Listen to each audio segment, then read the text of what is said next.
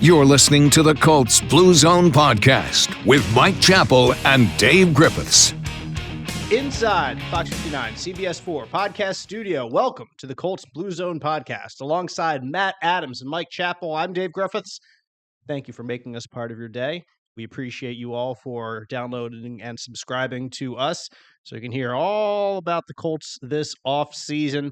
And the biggest next step of the offseason is coming quickly as the NFL Combine arrives in Indianapolis next week. Some of the best top prospects from around the country in college football will be here in the Circle City for the biggest on-field job interview in professional sports with coaches, front office members, anyone who's anyone in the league basically descending upon us, going to St. Elmo's or Harry and Izzy's or wherever you can get a reservation. Steak and Shake, yes, if that is your choice.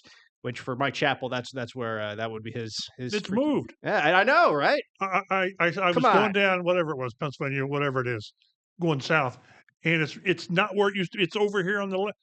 I didn't know that. I need to get out more. Some people are gonna, got to get thrown for a loop.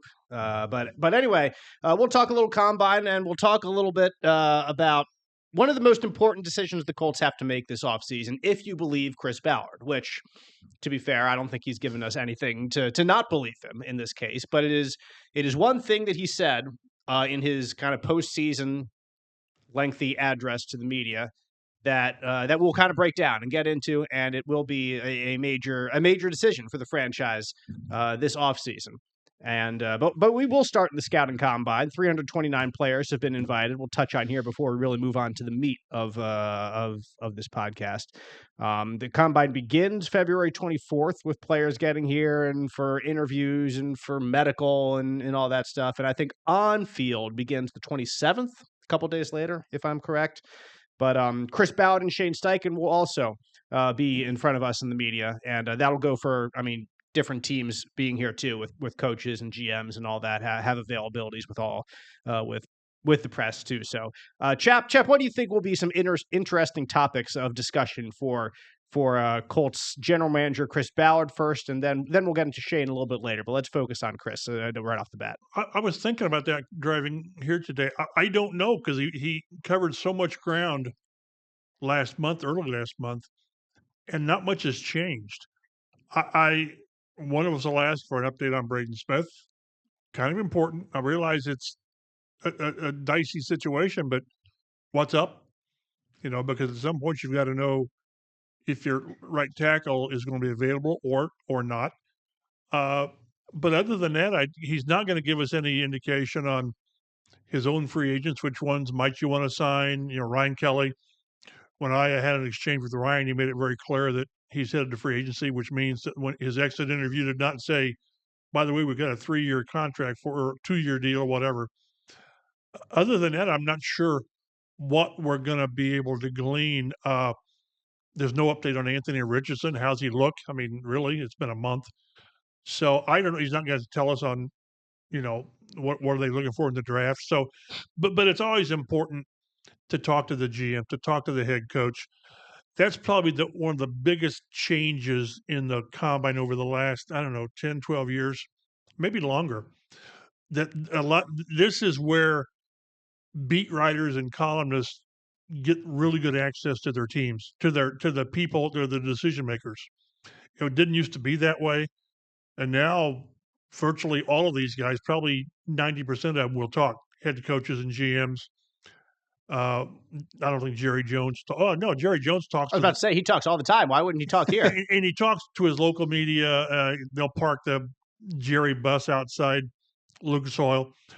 But this is when everybody gets. If you've got questions for guys across the league, you can talk to them. But with Ballard and Steichen, I'm not sure. Maybe I'm missing something. There's no injury updates to worry about, I don't think. So it's going to be rehashing, I think, more of what we did last month. Mm-hmm. And what is there to rehash after last season, really? Like, you kind of made that point at the beginning. Like, we've kind of got into it with him about the issues that this team had, and he kind of outlined his thoughts on them. He's not going to tell us exactly what he's going to do with the backup quarterback position per se, which is the number one in my mind. It's the number one Absolutely. decision to make, and we're going to get and into we're that. going to get into that Yeah. because again, it's everything that they need to do: cornerback, safety, weak side linebacker, a backup, or running back. It all pales in comparison to whether number one, Anthony Richardson elevates himself. I don't even want elevation. I just want better than last year. And then who is your fallback plan? So those are the two overriding things: is Richardson's development, and failing that, who's the backup? Yeah, we could always ask, of course, Matt, like draft-centered questions too. Like, what do you see as the strength of this draft? And last year, like, and he's good on that. Exactly, and he's very good, and he's very honest about these things. Like, he'll tell you where he thinks the draft is good. Like last year, everybody was saying offensive players at the top was electric, and we saw it firsthand. First 14 players. Exactly. And so who's the strength of this draft? How many first round picks do you have? Grades do you have? Like he's usually pretty honest with us. He gives us like 12 to 15 or 15 to 18 or whatever he says. If he would answer one question for me, what I would love to ask, and he won't answer it, is last year if Latu and Brock Bowers were both there at 15, who do you take? Mm-hmm. And it's an interesting question. You need a tight end so bad. And look at what he did with the Raiders. But do you take a tight end over the best defensive player in the draft? Yeah. I don't know that they do that. I don't know if they do either, and specifically because like you're using right now the power of hindsight to make that decision. Correct. Based on what we saw from the Colts tight ends this year, and what you saw from Bowers, exactly. Like both of them. Bowers was electric in his first year. 100 and some, and was it 1,200 yards? Usually it takes tight ends a couple years. Right. Like it typically does. The TJ Hawkinsons and the Brock Bowers are the rare breeds. Right. Like it took George Kittle a couple years. It took Travis Kelce a couple years. It's taken Dallas Goedert in Philadelphia a couple years. It took Dallas Clark a few years. Yes, it did. If you look back there, good example, Mike Chappell, for our fine folks here in Indianapolis. So yes, you're using, like I said, the power of hindsight to make the decision. Now, well, obviously they would have taken Brock Bowers. Well, a tight end against against an edge pass rusher, and we can argue whether this was the right edge pass rusher or not, for sure. But I go back to where you took, was it the 6th pick overall with Quentin Nelson, a guard. Yes, a generational guard, but he's a guard. And it's just rare that a team does that. Yep. So we will get some honest answers from Ballard. That one will not be one of them, however. I wish, but it's not. You just want to give him truth serum one time. One time. Just once. Well, I'll save my truth serum for later, and maybe for a more important question, probably. But this is still an interesting question. Chap, you can ask him that at your leisure whenever you so choose. But anyway, we'll have the defensive line and linebackers out on the turf at Lucas Oil Stadium next Thursday. Defensive backs and tight ends Friday.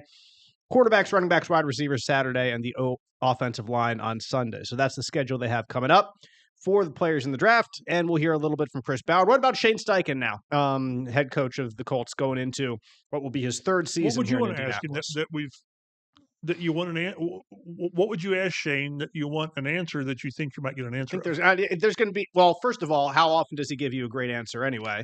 And second of all, I think that it'll be a lot of Anthony Richardson focused questions for him. There has to be. Exactly. Because until those are answered, then what are you doing? Until those are answered, like what else is important? And they can't answer it until 3 weeks into training camp. Right. Then you'll right. But by then you're going to know that, hey, we got something here, or holy smoke, I'm glad we signed whomever. And you could ask him questions like, do you think your wide receiver core or your pass catching core is able to compete right now? And he'll say, of course. He'll say, yeah, we love our guys. We like our guys. We've got blah, blah, blah. And Alec took great steps last year, and Josh Downs is growing, and Michael Pittman was injured and still was able to. And A.D. Mitchell was young. Exactly. And A.D. Mitchell was young. So, and like I've seen this, I guess, talked about recently, is like Colts giving up on A.D. Mitchell. That'd be just as dumb as any decision. Like you don't want to give up on a guy after one year. Reggie Wayne had a very slow start to his career. Like the thing is, you don't just throw him out with people wanted to throw trash. Pierce out. Yeah, exactly. And he came through this year with significant steps forward.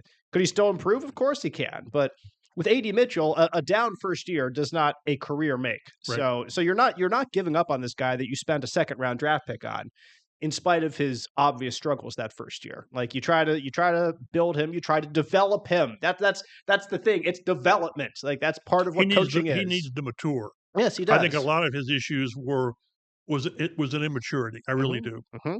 And he needs some opportunity to do that. So giving up on your second round pick from last year just because he didn't fulfill your expectations in year one would be dumb. And there's no way that would happen right now or anytime in the immediate future unless he goes out and shows up on police reports and all that. So which knock on wood. Exactly. Let's not hope so. Like I'm just providing the example of how it could happen. Right, But right. if all goes as normal, then that is not something that's going to happen. But as we said, the most important question, as Chap said earlier today in this podcast, just a couple minutes ago, that the Colts face this offseason is what to do at quarterback along with Anthony Richardson, not in replacement of Anthony Richardson, because again, not giving up on the guy you took 4th overall just If 2 they years ago. decided to give up on him, there would be a new GM and a new head coach. Exactly. So, and that's part of the reason why the same GM and the same head coach are here. Like, I think that Jim Irsay wanted to give Anthony Richardson a chance, and if you get rid of the GM, then the GM wants to have his own head coach. So Shane is kind of a lame duck, even if he stays around for a year. True. And we've seen that in recent past, right here in Indianapolis. Which didn't work first or last time. It did not work last time. Why would that work this time? You could also say, well, Chris Ballard hasn't worked the past 4 years, not making the playoffs and not winning the division in 10 years. So why is it going to work this time? I get it. And it's hard to argue the contrary. Right. It really is. But this year they get a chance to do something better. And what Chris Ballard said, one thing he said in that postseason press conference with us was that he needed to bring in competition for Anthony Richardson. And it was not just a mentor for Anthony Richardson. It's not Joe Flacco. It's not a backup. No, it's not like a young guy to bring in and develop alongside Anthony Richardson, who is developing. Right. It is competition right. for Anthony Richardson, is what he specifically said. That is something that he was lacking in his first couple years.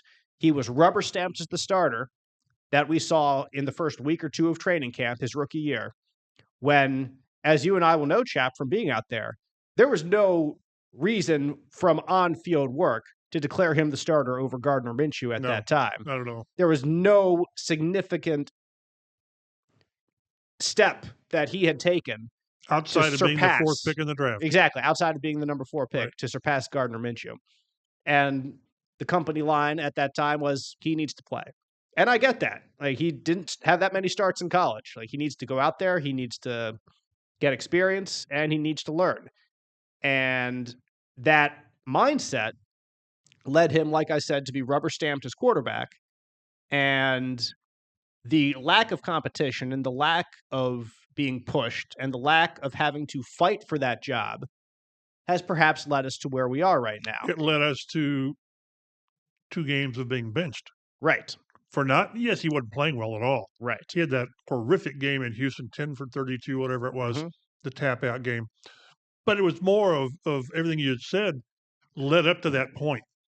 Everything contributed to it. And I don't know how you want to divvy up the blame, if that's the right word, whether it was 50-50 Richardson and the team. The team played a role in this. They did.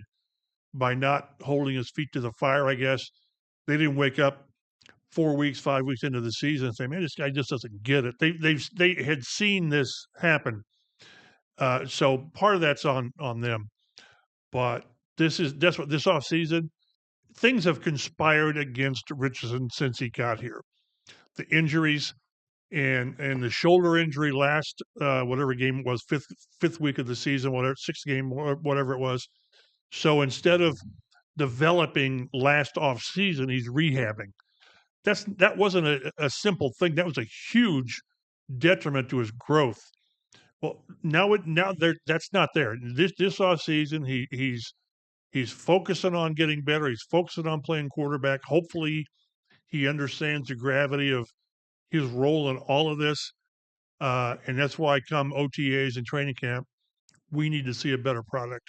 What do you think, Matt, Anthony Richardson needs in terms of competition to kind of push him on to the next level, you think, in his career? I think he needs somebody with experience. And I think he needs somebody that fits his athletic profile. I think, he needs somebody that if they're really wanting to push him, I think they need somebody who can complete a higher percentage of their passes, but you can find a lot of them. No, yeah, right. you can find a lot of them. Everybody else in the it's league hard can to do find somebody that can't complete exactly. 47%. Right.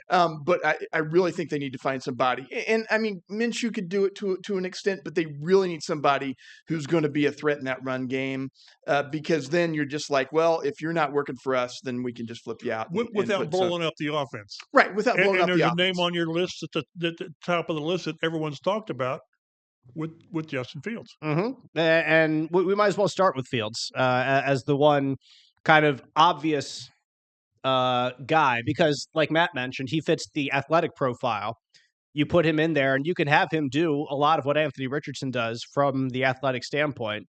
And last year, he had a pretty good start to the season with the Steelers, 4-2, before he was benched, not for his own problems, but just because Russell Wilson got healthy. And that was their plan all along in Pittsburgh, to have Justin start until Russell was healthy to play. And so Russell came in, and their season went how it did with him. But then Pittsburgh also has to decide what they want to do in the future. Everything that I've seen, they haven't said anything. It could be one, it could be both. They're not going to bring them both back. But which one do they want? Right. To move forward with either Russell or Justin Fields. So the ball's really in their court when it comes to Fields. The ball is not in the Colts' court. Almost all these guys. Almost all these guys are pending free agents. And so they have to. There's one that I put on the list at the very end that is not a pending free agent. We'll get to that. We'll have to mention it. But everybody else is like, the team has to make the decision soon, or the guy's going to hit the market. Right. That's what we call deep teas in the business. This one player. And it's not Carson Wentz. It is not. Well, he's on my list right here because he's going to be a pending free agent. He's not on my list. I know. Well, I mean, I made my own list that you provided. No, he was not on the list that I provided. He is a pending free agent, however. Yes, he is. In Kansas City. I leaned. Let's just say, Chap, I leaned heavily on your work on Fox59.com and CBS4Indy.com for this week's podcast. Well, yes, Chap put together a nice list. You can read his work online there, and for some more in-depth thoughts about some of the options that the Colts are going to have. And don't you think the Colts have their picking order? 100% they do. As they sit here today, Chris Ballard has a list right now. They've not been 100%. They know what they want to do, not only quarterback, but corner and safety. They know their list of quarterbacks, and they don't know who's going to be out there yet. Not really, not for sure. I think they've even probably, you can't talk to players yet, but they have. I'm sure they have some idea of which players would be interested in them somehow. Right. I wonder how they could figure that out without having to talk to players. But there's always ways to do such things. I think they have not only a list of players that they want, but it has been vetted and maybe even tinkered around a little bit based on just the prevailing interest of those players in playing here as well. Because that's something you have to deal with too, of course, in free agency. Unless you're trading for someone or you're drafting for someone, you have to sell someone on coming here. You got to pitch them, say, hey, this is a good place for you. And here's the problem with this Colts team. The front office, the general manager, the head coach, the entire coaching staff, everybody wants Anthony Richardson to be the starter and to succeed.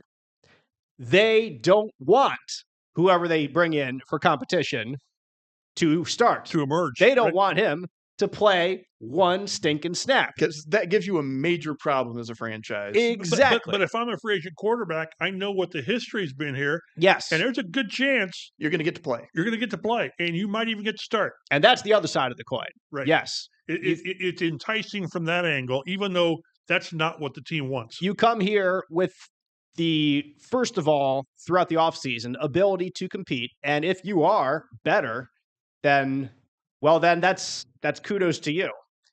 But whoever that is, if he beats out Richardson, he starts. I think so. Yes, I agree. But even if you're close and they pick Richardson, there's still a chance, like you said, that he's going to be able to get some playing time. Either by performance or injury. And the past couple of years, Gardner Minshew flipped his opportunity to his role in Vegas, being the starter out there, and flipped it to a new contract. So if you get a guy who is younger in the Justin Fields type mold, I'll just use him as an example, and you give him a 1-year contract as a backup, and after this next season, he started 6 games in relief of Richardson. He's 4-2 again. Let's just use those same numbers. And like the Colts are still optimistic with Richardson. They want to go forward with him. Fields now has more ammunition on his resume to say, I can be a starting quarterback in the NFL, and a team like the Raiders did with Minshew goes and cherry picks him. So you come here I don't think with any confidence that you're going to be the starter day one. The only confidence you have is in yourself and in your ability, which all of these guys have, being the top 1% of the 1% of elite football players in the world. But you come here confident that you're going to play, like you're going to see some action, whether it's as the starter or not, that's to be determined. But maybe there are some places where you don't have that same confidence. So the selling point here, you say, Chris Ballard would say, is compete for the starting job. Legitimately compete for the starting job. But the real selling point that you'll get to talk to your agent about later is, you know what? This guy keeps getting hurt. And if you go there, you're probably going to be in the game at some point. So we got to look at what this team has. Do you think you can succeed with this offensive line, these skill players, et cetera, and then springboard that into a new opportunity? Or if everything blows up with Richardson, then you stay there for maybe the immediate future. So, which means too, also the way you're looking at it, are the Colts likely to sign a guy to a 1-year deal, or like a 2-year deal that looks like it's a really good deal, but it's really 1 year? Right. Because if you're the Colts, you need Richardson to work. You do. But you need to have something just in case. So maybe it's a 2-year deal to where the second year, almost like I think Phillip Rivers had a 2-year deal, that the second year went away. But it gives you a little bit of flexibility that if it doesn't go right with Richardson, then you still got this guy for next year. Because like you said, and it's just so true, is however the Colts approach this, they not that their fingers on the scale weighing down on Richardson's side. They can't do that. He's lost all benefit of the doubt. It's just got to be a legitimate. Again, Minshew and Richardson was not a legitimate competition. No, it simply wasn't. Mm-mm. So this has to be. So again, a 1-year deal. I've seen a couple of what a couple of these guys might get, and a couple of them are really, really interesting. Sam Darnold, we don't know. I can't tell by what Minnesota has said whether they want him back. Would the coach say that it's obvious he's proven he's a starting quarterback in this league? Well, that's doesn't say for the Vikings, right? And they've got their quarterback there that they're high on, and you have no clue what McCarthy can do. None. So, but in his contract was pretty, like either Pro Football Focus or someone or Over the Cap had it 3 years, and wasn't $40 million a year? It couldn't have been. But that's the other thing is how much are you willing to go after these guys? Right. And generally, you see the prime free agents sign early, whether it's Daniel Hunter or whatever. I would think if the Colts have player A, player B, I mean, and they really like these guys, and they said we want this guy. Then that's when you make the push right away.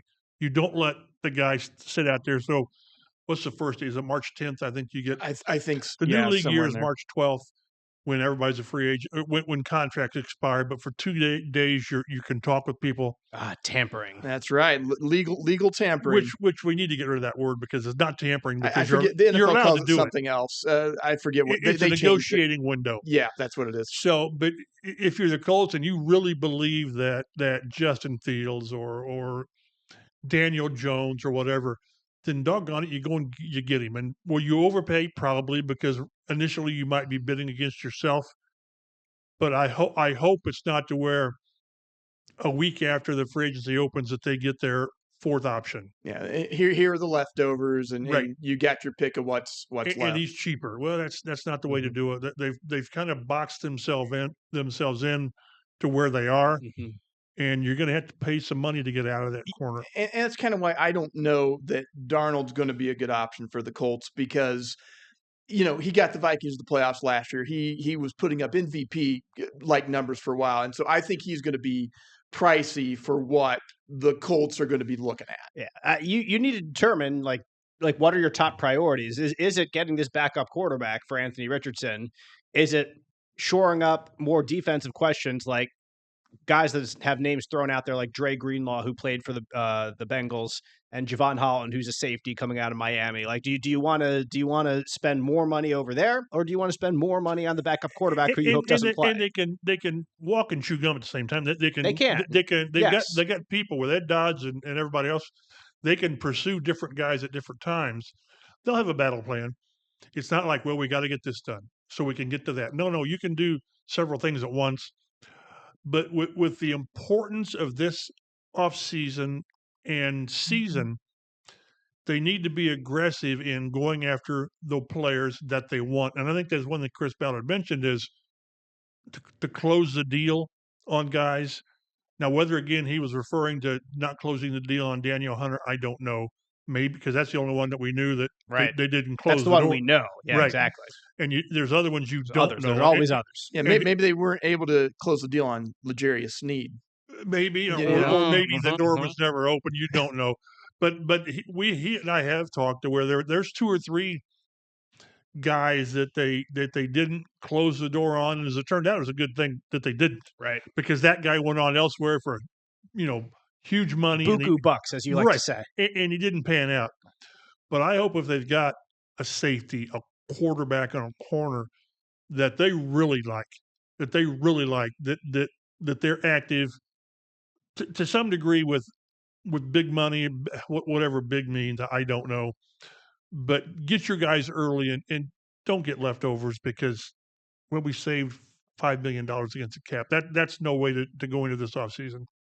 Let's take a look at some of these other names that the chat mentioned in his story. Daniel Jones, also near the top of this list, a guy who earned a $40 million a year contract. He won't be back with the Vikings. No, because somebody's going to sign him, and it's not going to be the Vikings. Right. Like, he got an opportunity to kind of stabilize himself with a very good quarterback staff in Minnesota that took Sam Darnold off the NFL trash heap and actually gave him some stability and proved that, well, this guy can play quarterback when he's not just thrown in terrible situations like with the Jets. Yeah, over and over again. Exactly. And that'll be the narrative with Jones. Mm-hmm. Well, get him out of New York, right, with the Giants.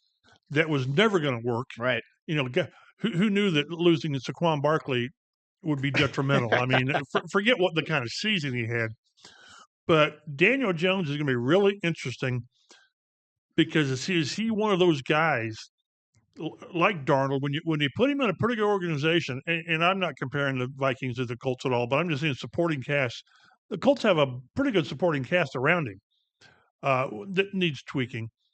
But can he be that guy? I'm not saying a top 5 quarterback at all, but can he be that guy that steps in and stabilizes his game? And he's got Richardson characteristics as well, as far as getting out and running. Yep.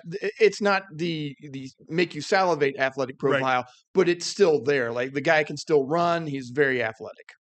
Agreed. So Daniel Jones, I think, is one of the legitimate options for sure for the Colts. And might he be more available than some of the other guys? Just because I don't know. I think Justin Fields is going to have a market. I think Darnold is going to have a market.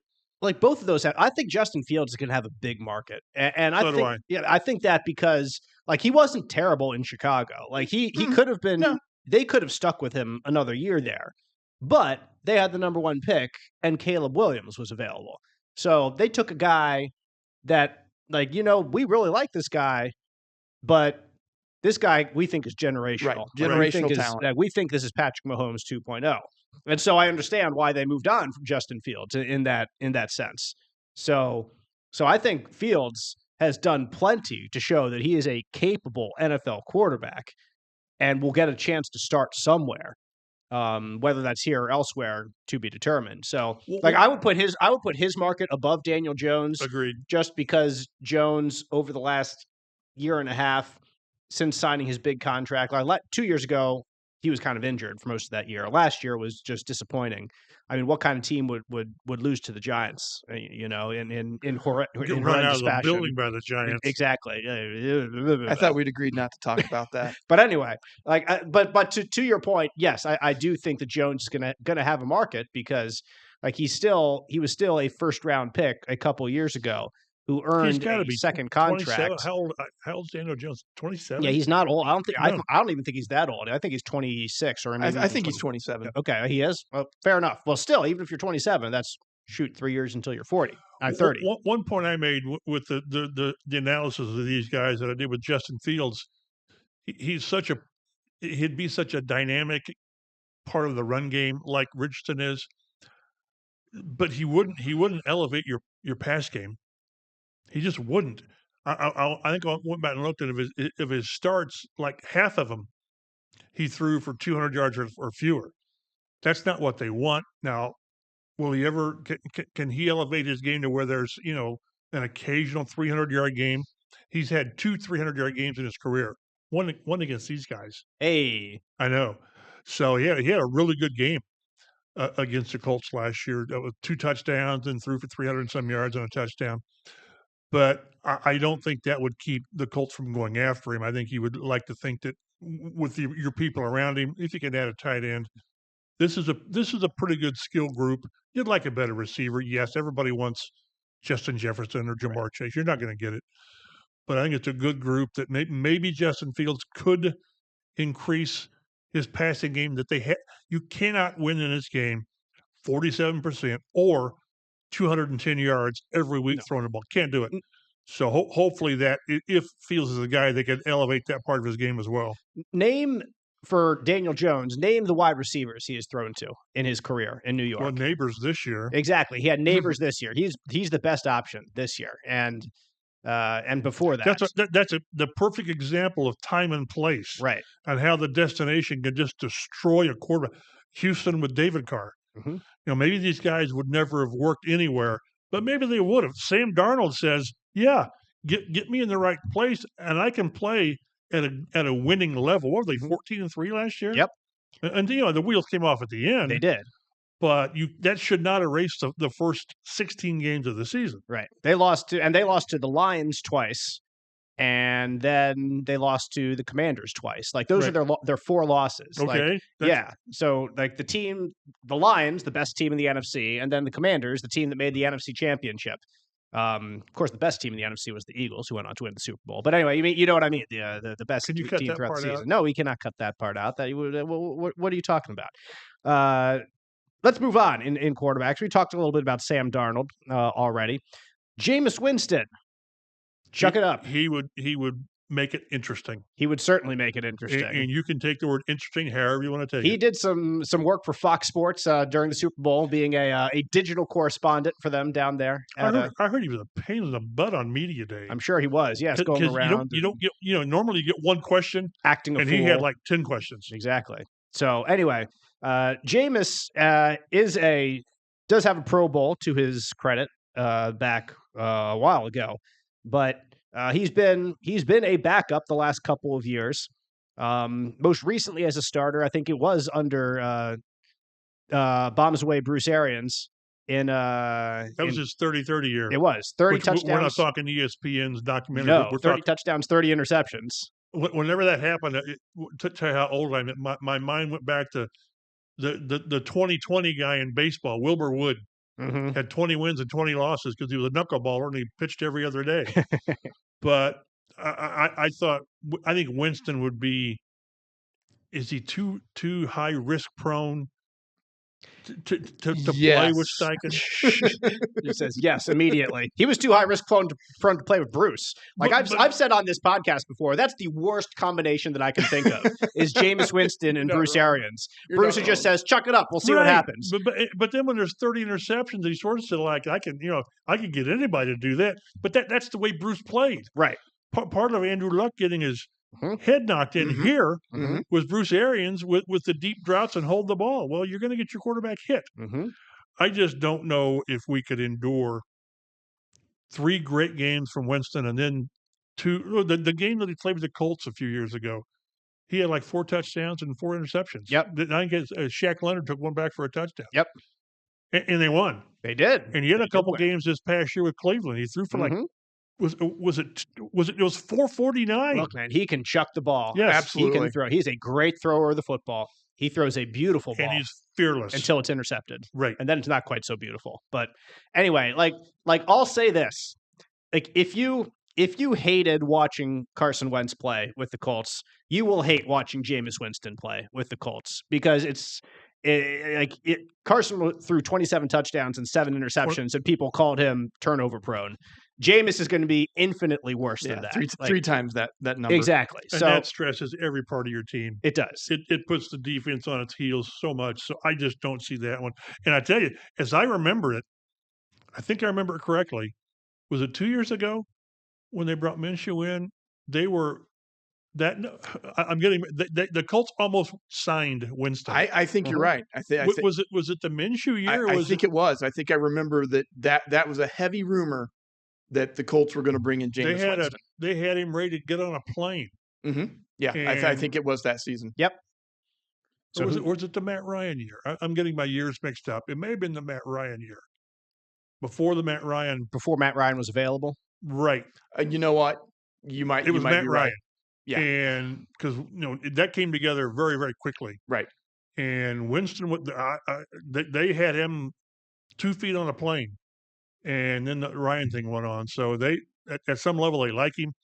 I'm just not sure you can handle 20 interceptions. Can your heart handle it? Just your cardiac. And that's what leads me not to completely cross him off the list, is that he has been linked here in the past. Correct. In the recent past, nevertheless. Right. When you already knew all these things about him in the recent past. And it's kind of the same reason that you always think about Justin Fields, because you know that the Colts had an evaluation that they really liked Justin Fields coming out of college, and that there was maybe even some discussion of trying to get in a position to get him, and that never really panned out. So, you always think about these things. Sometimes people have a long institutional memory about these guys. Oh, we had a good evaluation on him. Maybe we should bring him in. This is finally a chance to get him. Another player from that same draft, the Justin Fields draft, was Mac Jones, who maybe to some people's surprise jumped up a little bit higher than guys like Fields in the draft. Jones made 1 Pro Bowl with the Patriots. As a rookie. Indeed, he did. Since then, things have not quite worked out for him, as he played last season with the Jaguars in a backup role, which saw and they were a mess. Yes, another example of like you can't judge a quarterback skill based on what you saw in the field entirely, because what you saw in the field was a mess in Jacksonville. Unless they're playing the Colts at home, then it's perfection for whatever reason. But it ends this year. It ends this year. Yes, I'm still going. I don't know. You think it has to? I mean, you say that every year. It has to. Nope. Dave's going. Mac Jones. Like, dislike. It doesn't move the needle much. Me, it's just That's right. Yeah. But they can't make their decision on. Are you going to from people, or is it going to say, hey, you really like Jameis Winston? You're going to get a lot more of a needle move on Winston than you will Mac Jones. But maybe Mac Jones is a better option. And we'll go to Jimmy Garoppolo and Zach Wilson and on and on. It's doggone it. We're going to beat this. It's got to be somebody that legitimately pushes, and it's also got to be somebody wired correctly, that if you don't emerge as a starter, you can deal with being the backup. I think Minshew did that pretty well. He wasn't happy when they named Richardson the starter. I can still remember talking to him. Right. And he said, I'm disappointed. and that's not towing the company line like maybe the Colts had hoped. Right. But he handled it very well, and he saved their season until 4th and 1. But it's got to be a guy that, and all these quarterbacks are not like this. Some of them, I've been around a few that they're just happy being a backup. Well, that's not the kind of guy you want. You want a guy that, I guess, like Flacco, that of course you're talking, what was he, 40? Which you're obviously not going to do again. But you want a guy that's going to push for the starting job, and if he doesn't get it, he's going to be the old good soldier and do what it takes to be the backup. Because in all likelihood, you're still going to get that chance here. So you don't think that Aaron Rodgers is the option? Is what we're saying? It's funny. You don't think he would live too well as a backup? God, no. But then we would have the McAfee thing on Tuesdays, which at least if he's here, he could go out to the He could be live studio. Yeah, just walk over, do it wherever the heck that's at. But I've seen him linked to the Raiders, and I've seen him recently linked to the Steelers, to where at this point in his career, Rodgers needs Mike Tomlin's no-nonsense approach, which maybe perhaps. Well, if he goes to the Steelers, then all of a sudden Russell Wilson becomes an option in this merry-go-round that we have. Would you go after Russell Wilson? I don't know, because again, if you're the Colts, ideally you want that 1-year guy to come in and be the backup. You're not looking for a guy that, in 3 years this guy may still be here. Well, if he's still here in 3 years, we've got a totally different set of decision makers and starting quarterback.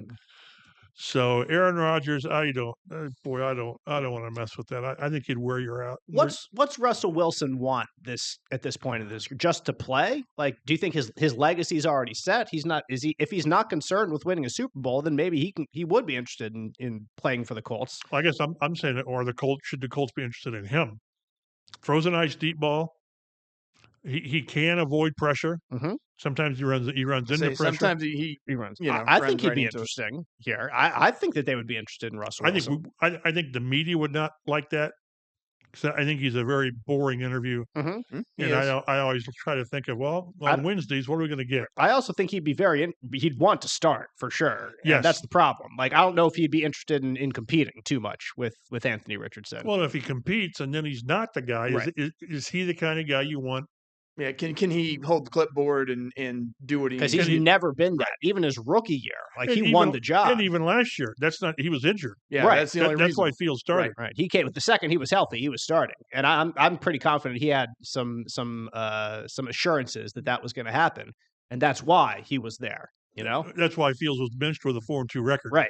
Exactly. So I don't know if he would be interested in coming here with the situation the way it is. Yeah, it would be a competition, and he would be on the odds would not be in his favor on that, because that the Colts again want Richardson to be their guy. I think he's a better quarterback than Anthony Richardson right now, though. So if he has the confidence in himself, yes, and if he has the confidence himself to come here and to quarterback, then I think the Colts would benefit from Russell Wilson being here. But like you said, it would not be the best. It would not be. He might be the flowers and roses and Rodgers, but he might be the most difficult one to convince to be the backup. Which again, that's what you want. So yeah, and again, when you look at these guys, a lot of it, they've been starters, but they're available because whatever, but they weren't good enough. The situation wasn't good enough, so you're going to get damaged goods. I look at this list, and of the 4 or 5 guys that I think would be interesting options, to me, they would all, in my mind, go into OTAs and training camp as the better option, because Richardson hasn't proven it. Doggone it, I want to give him the benefit of the doubt, but I just can't. Yes, the injuries. I look past injuries about the performance, and I have a hard time getting past 47-7. I think it's 50.6 for his career, and being benched for 2 games. That's the makeup and playing the position has me more concerned than the injuries, and the injuries are a major concern. But I think whoever you bring in, at least in my mind, I'm going to think, I can see this guy winning the. I would favor that guy over Richardson because of right now I'm sort of down on Richardson. And I think if you're looking at it from the Colts' perspective, like maybe they're more down on him than they were at this point last year. Oh, but that, no question. yes, but they still haven't have the what's the word I'm looking for? They have skin in the game to try to turn things around. Some more than others. So yes, very much so. So they want to bring in a guy who is in the right headspace to be the backup if necessary, but also have the right headspace to be the guy to push Richardson into the right position. You know what I'm saying? So it's not just about Richardson's comfort at all at this point. Not nearly. This should be an uncomfortable offseason and training camp for him. Yes, I agree. It should be whatever they do, it should make him uncomfortable and grow through that discomfort and uncertainty and just lack of knowledge of assurances for the future for him here. So what's he started here? 15 games? 15 games in 2 years. And 13 at Florida. It's just not a big sample size. And that's as down on him as I sound, I understand why he is where he is because of the things that have happened, the injuries and all that, and the benching. That's why, in my mind, he starts behind whoever they bring in, just because the other guy, I don't have those negative thoughts on. And I hope Richardson makes. I hope he is everything that they thought he was 2 years ago. Mm-hmm. Because if he's not, I don't care who they bring in. Then next year is just going to be a scramble. Can you get to 9-8 and make the playoffs or whatever? If Richardson is not the guy, this team is headed into 3 or 4 years of major rebuild. And when they get to where they need to be, which is competitive for the division, most of the players on this team are gone. Most of not the younger ones, but the cornerstone players, the Quintons and DeForest Buckners and Kenny Moore, they're gone. Yeah, they're win now guys. Like, yes, if you want to get them in their prime, you've got to win now. And Richardson's not the guy to do that. And it's kind of a Rorschach test too, because like, what do you see when you see Anthony Richardson? Do you see him run around the edge and bowling over a guy and getting to the end zone? Do you see him airing it out to Alec Pierce for a touchdown throw? Or, like me, unfortunately, sometimes, do you see Josh Downs sitting by himself on the sideline over there and the ball going 10 yards over his head? That's you and I are in the same bench. That's unfortunately that's what I see. The great plays are super, and that's what you want. You know, this league's about explosive plays, but it's also about making the 6 or 7 layups every game that you have to make, not with your legs necessarily, but like you said, to Josh Downs, Michael Pittman. Don't overthrow when it's 3rd and 7 and the guy's right there. So that's why, and hopefully with having an off season to really focus on how to play quarterback and not rehab. That's just immense that he lost a major year off season when he was still developing as a quarterback. So this is a monster year for him. Almost more so for the franchise, because again, having to go into 2026 and needing your franchise quarterback, it's just we've been through it for 4 or 5 years since Andrew Luck retired. It's nowhere to be, and I don't see this team being so god awful that they're picking 3rd or 4th. Next year's supposed to be a really, really good quarterback year, but you got to really be bad to be in that sweepstakes. And the worst place to be in the league is, well, the worst place is to be, no, at least if you're down in the 30, at least you advanced. Mm-hmm. 14 or 15, 16, you're just right there in the Been in that the a couple middle. years in a row now, hasn't it? And it's just, you get a good player. I think Lotsy's going to be a good player. Mm-hmm.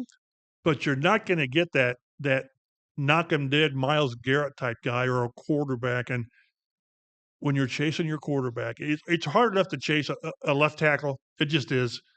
When you're chasing a quarterback, it sets everything back. When I was going through the quarterbacks to talk about today, I broke them into a bunch of tiers, and I included a lot more than is on this list here.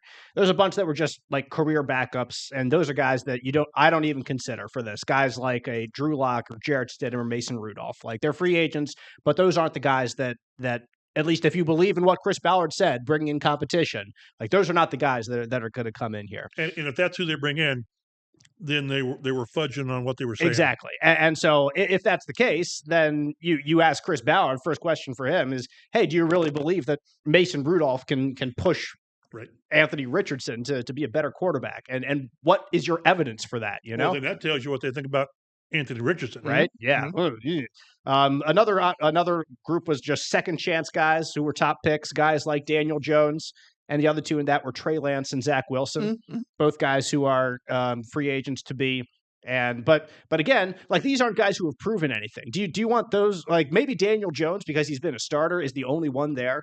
But the other two guys, I don't think that you bring in a developing quarterback to push your developing quarterback. Yes, is what I believe. That's what I remember him being last at. So that makes sense to you guys, right? You don't bring in a developing quarterback to push your developing quarterback. Yeah, that doesn't seem to help you very much to me. Yeah. Then Daniel Jones, yes. The other two guys, no. Starters of the next group, guys who have been starters in the past. And we've talked about Justin Fields. You mentioned briefly Jimmy Garoppolo, who's been a starter in the past. His record's like 40-20 as a starter. How about that? So that's a possibility. Taylor Heineke's been a starter. Case Keenum's been a starter. Marcus Mariota, who we have seen the worst of here in Indianapolis, to be perfectly fair. Like he's been okay at times, but never against the Colts because that was during the time when the Colts just didn't lose to the Titans. And I think a name that we have not mentioned that we have to strongly consider is Jacoby Brissett to be the quarterback here. I don't think I listed him, but I've always thought about him, and not the perception. The reality with Jacoby Brissett is you're getting a quarterback who has great experience and great poise with a low ceiling. So you've got to understand that that's one of those that a 220-yard passing game is pretty good with Jacoby.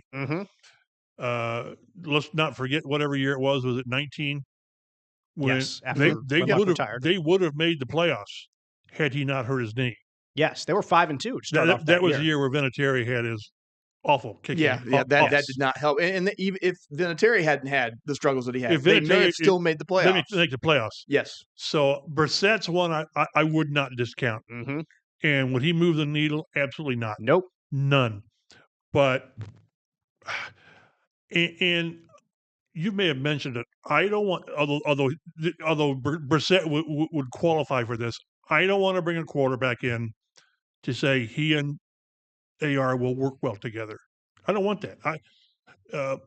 Good friend James Boyd wrote a story on should they re-sign Sam Ehlinger because they're friends and because and they're comfortable with each other. And I understand. And I'm not making fun of James' story at all. No, not at all. It's a legitimate story. It's a legitimate story, and I hope. I love Sam Ehlinger. I think he's a great guy, and he served a good purpose here, and he developed. But let's take his name out. Anybody you bring in, it can't be because I think they'll work well together.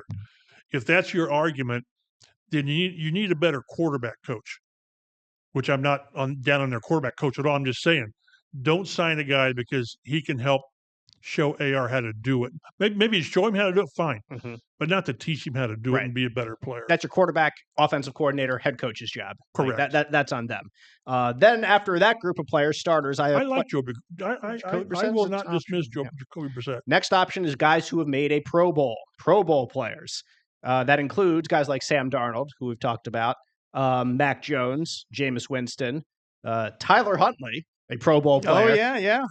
Somehow made a Pro Bowl a couple of years ago. I believe everybody backed out of the game. Did they have like 7 touchdowns? Yeah, it was his stats were the worst stats ever for Gardner Minshew made a Pro Bowl. Well, I don't think he's a free agent right now. I think he signed a couple-year deal. It was a 3-year deal, but he could be let go. He could very much. Like these are just free agents, really, that I'm talking about here. But you're right. There are always other options like that via trade or via cut, like Aaron Rodgers will be. Teddy Bridgewater will be a free agent as well. He'll be like 33, so he's not young. but he also has some starting experience and Pro Bowl experience in his past. And of course, the one name above every other in the free agent market, Carson Wentz. Get the cough button and Exactly. But Dave, you're breaking up. so those are your guys who have made at least one Pro Bowl. Wentz actually an All Pro that year. Just throwing that out there. And then you have Super Bowl MVPs. Other than that, you have Joe Flacco, Russell Wilson, and Aaron Rodgers, the top tier of accomplished quarterbacks. So if I'm to pick out players from each of those groups, second chance top picks, Daniel Jones would probably be the most likely. Starters, maybe Jacoby Brissett would be very likely based on Chris Ballard has had good things to say about him in the past, and he's been here in the past. Not discounting other guys, but he seems likely to me. And Justin Fields also there too, and he's kind of a little bit of both there, a second chance top picks and a guy who's been a starter too during his time.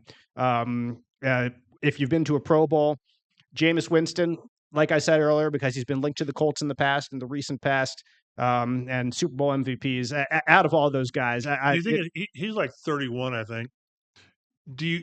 This is who he is, right? Yes, I agree. You're not going to get Jameis Winston and say, we're going to get that risk out of him. No, I don't think so. Right. You know who he is right now. So no. And then out of the Super Bowl MVPs, like Flacco's not coming back here. Aaron Rodgers, boy, I would be surprised if he came here. Russell Wilson, I would also be surprised, but I think he would make the Colts better, like I said earlier. So, like you look at all those groups of players together, and who knows exactly what Chris Ballard has in mind or has in store, but. I'd love to see his list. Exactly, me too. Like, hey, Chris, can you show us? Is that on paper somewhere? Just give us a peek. If you had to handicap them, I'm looking at Justin Fields, Daniel Jones, and then I would put Brissett Jacoby. third. Yeah, just because you know what you got. He just makes sense. He does. He does. You think they'll turn to Jacoby again to kind of save the franchise a little bit? Steady the ship, just like he did in 2019. And he tried to. He gave it his best effort. Yeah, until he was hurt. Hurt. Then I asked him about that injury in the locker room, and he was very short with me, or very rude with me. But anyway, we don't need to talk about that. If he doesn't get hurt, he was not happy about that injury. We'll just put it that way. Neither would I. Would have been. It was against Pittsburgh, right? I would have been upset about the injury too. Yep. So, is that the one that I don't want to criticize him too much. Yes, it was Cam Hayward just shoved Quentin Nelson right into him, and what did you ask that got him so PO'd? What happened on that play? Why do players think that's a bad question? I don't know, because they think you saw it, and I did see it. Obviously, I saw the play, but I want you to tell me from your experience what happened from your perspective. So does he think you were going to say? I don't know. You want him to say, yeah, well, Quentin got blown exactly. up on the play. I don't expect him to say that, but and that's what I saw happen. I just want him to say, I didn't even see it happen. I was looking downfield, and all of a sudden I feel rolled up and like that. That's what I expect to hear from him. I don't expect him to throw Quentin Nelson under the bus. And I really don't want to get too much into this because I don't want to be like I hate Jacoby Brissett because that I just had a bad experience at that one point with him, which happens between the media and players when there's a little bit of push. I'm going to cut a promo. Yeah, exactly. Just saying that. I don't do it. So if he comes back like he had a point with this team where he led them to some success. Do you think there'd be fan backlash if they signed a Brissett? Yeah, backlash, I don't know, but I think apathy would be maybe the key word. Because it's not an exciting thing to do. Like, what are we doing? Are we like it would be very stereotypical what the fans think the Colts are is run it back. It would be very much the bad MO way back. that they have. Yeah, this almost worked that one time, so we're going to try it again. We're going to try it again. This time it's going to work, guys. We're going to go back to what we did. We're going to go back to Chris Ballard again. We're going to go back to Jacoby Brissett again. And that's what this fan base, I think, they hate that idea. And about they would the Colts rather right have now. A Daniel Jones, who got run out of New York. 100%. The fan base would rather have that. That's more exciting. Daniel Jones would be first on my list. Mm-hmm. Just because I don't think Justin Fields is going to be affordable. Available, maybe. Right. I don't know. But affordable. Daniel Jones, I wouldn't be opposed to having him here and a fresh start, which we've seen a couple guys where it matters. So we've got our list, our players. Next 3 weeks, first we got to figure out who's out there. Right, exactly. We don't know who's out there. Right, all those things.